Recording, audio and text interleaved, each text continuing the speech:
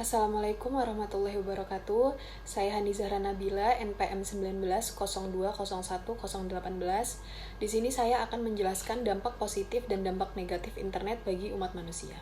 Baik, langsung saja di sini dampak positif internet yang pertama yaitu mudah dalam komunikasi. Internet mampu menyambungkan satu daerah ke daerah lain meskipun jaraknya sangat jauh. Ini adalah salah satu keuntungan yang didapat dari internet. Melalui internet, kita bisa berkomunikasi dengan orang yang berbeda kota, pulau, bahkan negara. Berbagai fasilitas internet seperti email, SMS, chatting, dan masih banyak lagi dapat menghubungkan kita dengan orang-orang yang jaraknya jauh dengan kita hanya dengan menggunakan internet. Yang kedua yaitu mudah mencari informasi. Hampir semua informasi dapat dicari melalui internet. Ini akan memudahkan pekerja dalam bekerja dan siswa dalam belajar. Informasi yang dikemas di internet juga beragam, mulai dari tulisan, foto, sampai video. Yang ketiga yaitu mudah transaksi bisnis. Di era digital ini, banyak pekerjaan yang dialihkan melalui internet. Salah satunya adalah bisnis. Saat ini banyak bisnis dari berbagai bidang yang berjalan melalui internet. Oleh karena itu, transaksi bisnis akan semakin mudah dan menguntungkan bagi pengguna, apalagi jika kamu merupakan seorang pembisnis UKM yang saat ini masih kebingungan untuk memasarkan produknya. Yang keempat yaitu komunikasi tidak terbatas. Selain tidak mengenal jarak, berkomunikasi melalui internet juga tidak mengenal waktu. Tidak ada batasan khusus dalam berkomunikasi. Ini akan sangat berguna bagi orang-orang selalu perlu berkomunikasi. Yang kelima, mudah bekerja jarak jauh. Tren bekerja jarak jauh sebenarnya tidak hanya karena masa pandemi ini. Yang keenam yaitu banyak layanan umum termasuk layanan pemerintah. Sebelumnya layanan-layanan umum hanya bisa dinikmati ketika berkunjung langsung, namun sekarang sudah jauh berbeda. Kita bisa menikmati layanan umum secara online termasuk layanan yang disediakan oleh pemerintah. Contohnya seperti layanan mengenai kota Jakarta yang ada di aplikasi Jaki. Di dalam aplikasi tersebut kita bisa menemukan banyak informasi. Selain itu kita juga bisa melakukan laporan terkait pelanggaran-pelanggaran yang dilakukan oleh seseorang. Yang ketujuh yaitu banyak konten untuk hiburan. Ketika sedang merasa lelah, yang dibutuhkan pastinya adalah hiburan. Internet sangat membantu dalam hal ini. Kamu bisa menemukan berbagai macam konten-konten menarik yang menghibur. Contohnya seperti konten yang ada di YouTube, kamu bisa menikmati segala macam video untuk menghilangkan rasa lelah. YouTube menyajikan banyak video mulai dari lagu-lagu, video vlog seseorang, video informasi, video game, video tips, dan trik.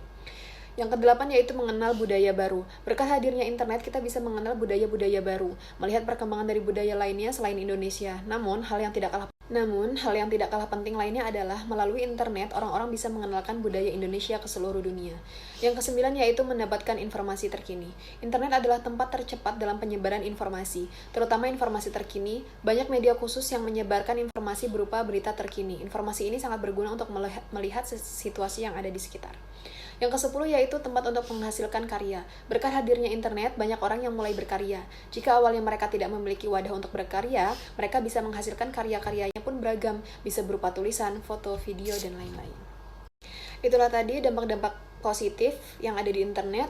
Namun, dengan adanya berbagai dampak positif dari internet, terdapat pula beberapa hal yang dapat merugikan berkembangnya internet, seperti timbulnya permasalahan mengenai penggunaan smartphone, game online, dan berbagai hal lain yang dibahas dalam buku Problematika Penggunaan Internet. Tentu saja selalu ada dampak negatif dari suatu hal termasuk internet. Berikut adalah dampak-dampak negatif dari internet. Yang pertama yaitu membahayakan informasi pribadi. Banyak aplikasi atau situs yang mengharuskan penggunanya mengisi informasi-informasi pribadi. Bila informasi-informasi ini disalahgunakan, ini tentu saja akan membahayakan pemilik informasi. Informasi pribadi tersebut bisa digunakan orang yang tidak bertanggung jawab untuk menguntungkan dirinya. Yang kedua yaitu banyaknya penipuan. Penipuan secara online sudah memakan banyak kasus. Penipuan yang sering terjadi adalah ketika melakukan jual beli online, seringkali dengan lantaran tidak mendapatkan barang yang sesuai dengan apa yang dibelinya, tetapi malah mendapatkan barang lain atau bahkan barang tersebut tidak dikirim. Yang ketiga yaitu pelecehan seksual atau cyberbullying.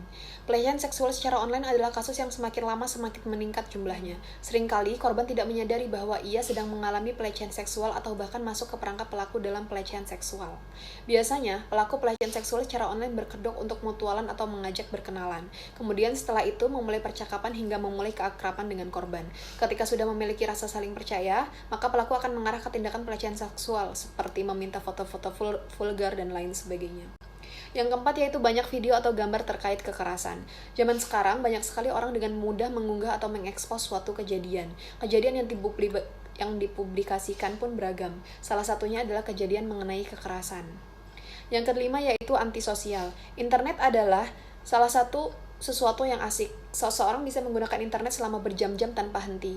Maka dari itu, banyak anak-anak yang suka dan bermain. Yang keenam adalah banyaknya informasi palsu. Banyaknya orang yang bisa mengunggah informasi di internet membuat banyak pula informasi yang ada. Namun, informasi yang ada tidak selalu benar. Banyak sekali oknum-oknum yang tidak bertanggung jawab menyebarkan informasi palsu atau hoax.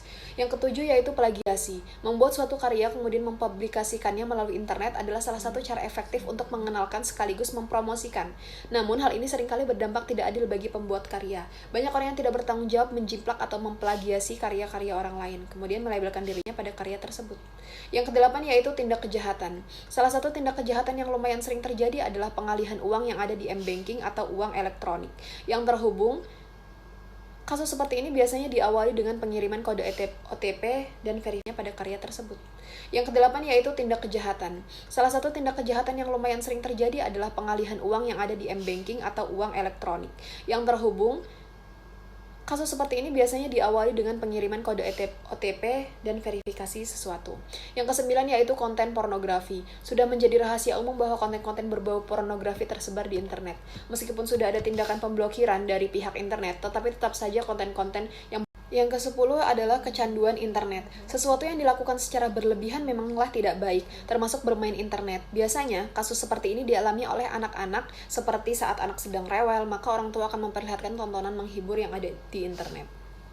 Itulah tadi dampak positif dan dampak negatif penggunaan internet bagi umat manusia. Saya akhiri, wassalamualaikum warahmatullahi wabarakatuh.